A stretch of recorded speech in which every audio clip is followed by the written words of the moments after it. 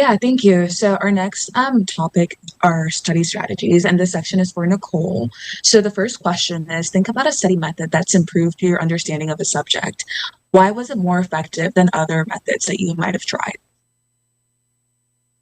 Okay. Hi, everyone. So for this first question, the first point I want to raise is for me, knowing the material before lecture was definitely the most effective method than other methods that I've tried. Usually, professors in the beginning of the semester lay out a syllabus with the schedule of the curriculum that they will be going at, like each week, which chapters will be covered, and also specifically which days. But going by at first, like especially first semester, I thought that sticking to that schedule, that the professor's schedule of how they would be moving throughout the semester would be sufficient enough for me.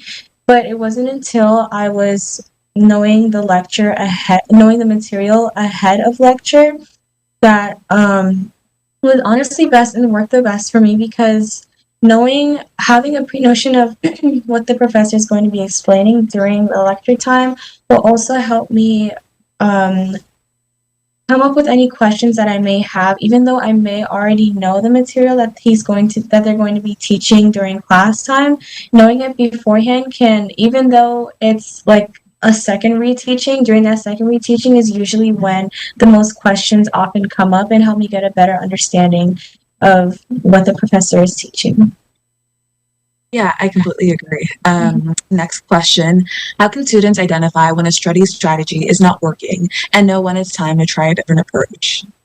I think the most obvious way to know when to switch up your study strategy is when you see that you're scoring low on practice exams, and hopefully that can be a key indicator before you start scoring low on actual exams. But if you're not consistently getting the grade that you want on practice exams when you do try them, then it's often I feel like I usually try to find a different way to study.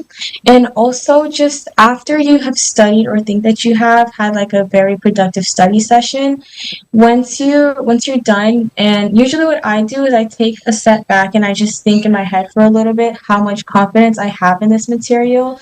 Like if I would be able to explain it to somebody else, or if I could rewrite everything that I've learned on a blank piece of paper, and that usually measures how well I think I know um, the material that I just studied. And if not, then I try to alternate to a different approach. Thank you. Um, Next question. In your opinion, what is the difference between studying to memorize information and studying to truly understand information? I think the key difference is leaving no room for uncertainty, meaning that when you study to understand it, first you can study to memorize. Like you can recall an entire chapter and explain everything that was everything that it was teaching. But when you study to understand, you're also able to, for example, teach it to somebody else and also explain it in various ways and build examples off of that. So when it comes to studying to understand, it's the most effective and hopefully what everybody aims for because when you really understand it, you're able to explain the material in different ways and come up with different explanations and examples, which usually helps you get the best grade when you're being tested on it as well. Thank you. And then our final question. What strategies can students use to balance studying for multiple different classes that require different types of learning styles? So when you have various different classes that take like different kinds of, I say, ways that like different ways that your brain is supposed to be applied for it. I would say, for me, what I did, for example, being poli sci and finance major, political science is a lot of reading and comprehending and critical thinking, and so is economics, but it's also more statistical and kind of related to math in a way.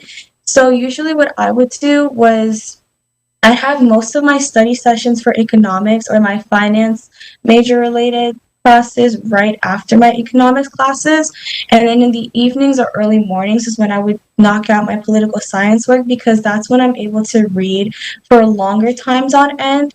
So I'd say for other people, when you have very differing classes, like in very different disciplines, you should find what times of the day would be best, you'd be most productive at doing the work at the highest performance. And this would also um, be best with, we could also figure this out best with to what Corinne mentioned in the first topic, using Google Calendar to structure out which topics and which classes throughout the day would best work with how well you can knock out the material that you need to cover.